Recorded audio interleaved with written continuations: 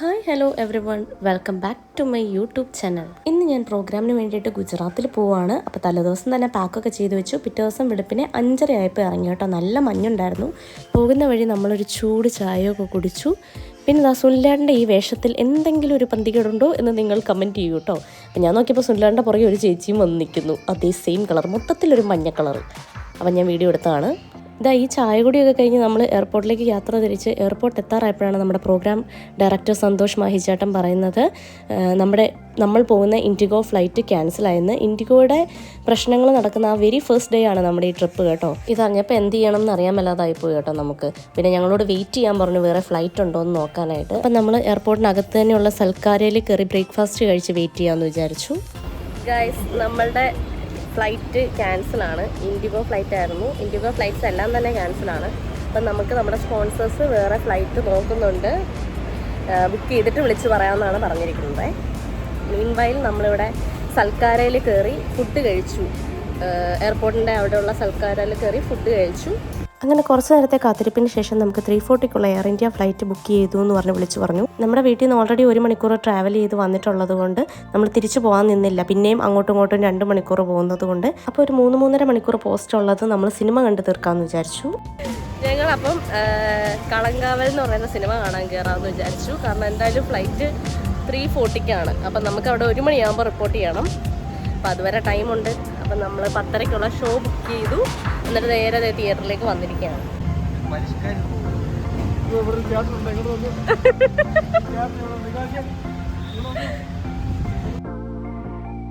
നമ്മൾ ഓൾറെഡി നേരത്തെ എത്തിയത് കൊണ്ട് തിയേറ്ററൊക്കെ തുറപ്പിച്ച് കയറുമായിരുന്നു കേട്ടോ. പിന്നെ ഞങ്ങൾ ചെന്നതിന് ശേഷം പയ്യെ ആളുകളെല്ലാം വന്നു.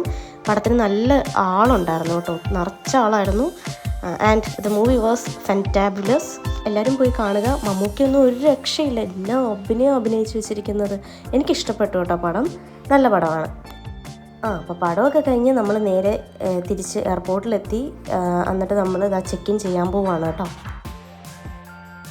ബൈ ദ വേ, സുനിലേട്ടനെ എല്ലാവർക്കും അറിയാമല്ലോ. സുനിലേട്ടൻ്റെ പുറകിൽ നിൽക്കുന്നത് കിഷോറേട്ടനാണ്, സാക്സഫോണിസ്റ്റാണ്. നല്ല അടിപൊളി സാക്സഫോണിസ്റ്റാണ് കേട്ടോ. നമ്മൾ ചെക്ക് ഇൻ ഒക്കെ കഴിഞ്ഞു, ഗേറ്റിൽ കയറാൻ പോവാണ്.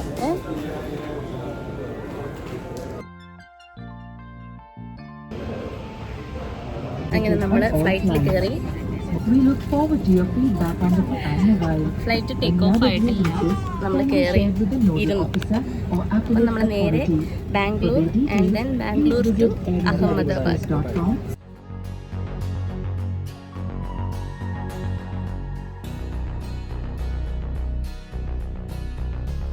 നമ്മൾ ഡേ ടൈം ട്രാവൽ ചെയ്യുമ്പോൾ ഇതുപോലുള്ള ബ്യൂട്ടിഫുൾ സീനറീസ് നമുക്ക് കാണാം കേട്ടോ. ശരിക്കും എനിക്ക് എപ്പോൾ ഇത് കണ്ടാലും ഒരു ഗ്രാഫിക്സ് ഒക്കെ ചെയ്ത് വെച്ചിരിക്കുന്ന ഒരു ഫീലാണ്. ഞാൻ കുറേ തവണ ഇത് കണ്ടിട്ടുണ്ടെങ്കിലും എപ്പോഴും ഒരു പുതുമയാണ് കേട്ടോ. എനിക്ക് കുഞ്ചുവിനെ ഭയങ്കരമായിട്ട് മിസ് ചെയ്തു. കാരണം അവൾ മുമ്പ് ഫ്ലൈറ്റിൽ പോയിട്ടുണ്ടെങ്കിലും നൈറ്റാണ് പോയിട്ടുള്ളത്. മാത്രമല്ല ഇനി ഡേ ആണെങ്കിലും അവൾക്ക് മനസ്സിലാക്കാനുള്ള പ്രായമൊന്നുമില്ലായിരുന്നു. ഇപ്പോഴാണെങ്കിൽ അവൾ ഭയങ്കര എക്സൈറ്റഡ് ആവും കേട്ടോ. അതുകൊണ്ട് കുഞ്ചുവിനെ ഭയങ്കരമായിട്ട് മിസ് ചെയ്തു. ഇത് കാണിക്കാൻ പറ്റിയില്ലല്ലോ എന്ന്. കാണാൻ പറ്റാത്ത എല്ലാവർക്കും വേണ്ടി ഞാൻ ഈ കാഴ്ച ഡെഡിക്കേറ്റ് ചെയ്യുന്നു. അങ്ങനെ പറഞ്ഞിരിക്കെ നമ്മുടെ പൈലറ്റ് അനൗൺസ് ചെയ്തു നമ്മൾ ബാംഗ്ലൂർ റീച്ച് ചെയ്തു എന്ന്. 1 മണിക്കൂർ കൊണ്ട് എത്തേണ്ടത് നമ്മൾ 3/4 മണിക്കൂർ കൊണ്ട് എത്തി കേട്ടോ. അങ്ങനെ നമ്മൾ finally Kempegowda international airport Bangalore എത്തി. ഇത് ഭയങ്കര ബ്യൂട്ടിഫുള്ളായിട്ട് സെറ്റ് ചെയ്ത് വെച്ചിരിക്കുന്ന ഒരു എയർപോർട്ടാണ് കേട്ടോ. ഞാൻ പണ്ട് ഓസ്ട്രേലിയയിൽ പോയപ്പോൾ മലേഷ്യക്ക് ചെന്നിട്ട് പോകുന്ന രീതിയിലൊരു കണക്ഷൻ ഫ്ലൈറ്റ് ഉണ്ടായിരുന്നു. അപ്പോൾ മലേഷ്യ എയർപോർട്ട് ഇതുപോലെയാണ് കേട്ടോ. സെയിം ഒരു വൈബാണ് ബാംഗ്ലൂരും. നമുക്ക് നെക്സ്റ്റ് ഫ്ലൈറ്റിന് കുറച്ച് ടൈം ഉണ്ടായിരുന്നു. സോ നമ്മളൊരു സ്നാക്ക് കഴിക്കാമെന്ന് വെച്ചിട്ട് ഒരു പിസ്സ ഓർഡർ ചെയ്ത് ഞങ്ങൾ 4 പേരും കൂടെ കഴിച്ചു. ഞങ്ങൾ ചെറുതായിട്ടൊരു പിസ്സ കഴിച്ചു. പക്ഷെ കഴിച്ചു കഴിഞ്ഞപ്പോഴാണ് പറയുന്നത് എവിടെ നിന്ന് ഫ്ലൈറ്റിൽ ഫുഡ് ഉണ്ട് എന്ന്. 1 സൈഡ് അറിഞ്ഞില്ല. സുനിലേട്ടനെ കണ്ട് ഈ വേഷവിധാനമൊക്കെ കണ്ടപ്പോഴത്തേക്ക് അവർക്കങ്ങ് ഡൗട്ട് അടിച്ചു. അപ്പോൾ പറഞ്ഞു സുനിലേട്ടൻ്റെ ബാഗ് സ്കാൻ ചെയ്യണമെന്നല്ലേ. Such a beautiful airport. ഞാനിവിടെ ഒരുപാട് പ്രാവശ്യം വന്നിട്ടുള്ളതാണ്. ഓൾറെഡി ഒരുപാട് പ്രാവശ്യം ബാംഗ്ലൂർ എയർപോർട്ടിൽ വന്നിട്ടുണ്ട്. നമുക്ക് അഹമ്മദാബാദിനുള്ള ഫ്ലൈറ്റ് 7:55 10:30 ആകുമ്പോൾ നമ്മൾ റീച്ച് ചെയ്യും. ഇപ്പം എത്ര മണിയാടാ?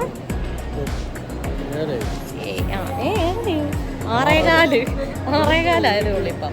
ഗൈസ്, അവരവിടെ പോസ്റ്റായി. ഞാൻ കയറി കഴിഞ്ഞു, ഫ്ലൈറ്റിലേക്ക് കയറുവാണ്. അവർ വരുന്നുണ്ട് പറയാൻ. ഗൈസ്, നമ്മൾ ബാംഗ്ലൂരിൽ നിന്നും അഹമ്മദാബാദിലേക്കുള്ള ഫ്ലൈറ്റ് കയറി. വിട്ടില്ലെന്ന് ബസ് വിട്ടില്ലെന്നൊക്കെ പറയുന്നത്. ഇതുവരെ നമ്മൾ മൂവ് ചെയ്തില്ല. നൈറ്റ് ആയതുകൊണ്ട് പ്രത്യേകിച്ച് വിഷൻസ് ഒന്നും കാണിക്കാനുണ്ടാവില്ല. ബട്ട് സ്റ്റിൽ എന്തെങ്കിലും കാണുവാണെങ്കിൽ കാണിക്കാം.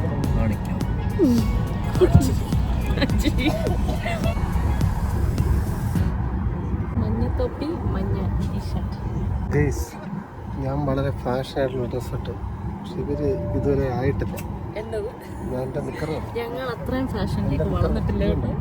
അത് ഞാൻ കാണിച്ചായിരുന്നു. ഇവര് പറയുന്നത് ഇതൊന്നും ഇവര് കണ്ടിട്ടില്ലെന്നാണ്. ഇങ്ങനെ കണ്ടിട്ടില്ല. कि वे अपने बोर्डिंग पास पे जो इसी नंबर पर भेजें और आल में बीट ना करें. धन्यवाद. रिक्वेस्टिंग ऑफ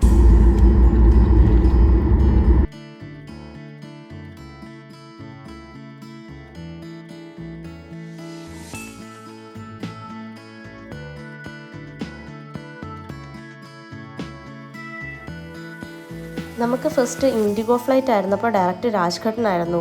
ഡയറക്റ്റ് അല്ല, ബാംഗ്ലൂരിൽ നിന്നിട്ട് പിന്നെ അവിടെ നിന്ന് രാജ്ഘട്ടിനായിരുന്നു ഫ്ലൈറ്റ്. പക്ഷേ രണ്ടാമത് എയർ ഇന്ത്യ ബുക്ക് ചെയ്തപ്പോൾ രാജ്ഘട്ടിനുള്ള ഫ്ലൈറ്റ് ഇല്ലായിരുന്നു. അതുകൊണ്ട് അഹമ്മദാബാദാണ് നമ്മൾ ഇറങ്ങിയത്. എന്നിട്ട് ബൈ റോഡ് 8 മണിക്കൂർ 8.5 മണിക്കൂർ ട്രാവൽ ചെയ്താണ് നമ്മൾ പോയത്. നമ്മുടെ സ്പോൺസേഴ്സ് തന്നെ 2 ഇന്നോവ അറേഞ്ച് ചെയ്തിട്ടുണ്ടായിരുന്നു. പക്ഷേ വഴി അടിപൊളി ആയതുകൊണ്ട് ഒരു ബുദ്ധിമുട്ടും ഉണ്ടായിരുന്നില്ല ട്രാവലിങ്. അങ്ങനെ നമ്മുടെ ഫസ്റ്റ് പാർട്ട് ഇവിടെ അവസാനിക്കുകയാണ്. എല്ലാവർക്കും ഇഷ്ടപ്പെട്ടെന്ന് വിചാരിക്കുന്നു. സെക്കൻഡ് പാർട്ടുമായിട്ട് ഉടനെ വരുന്നതാണ്.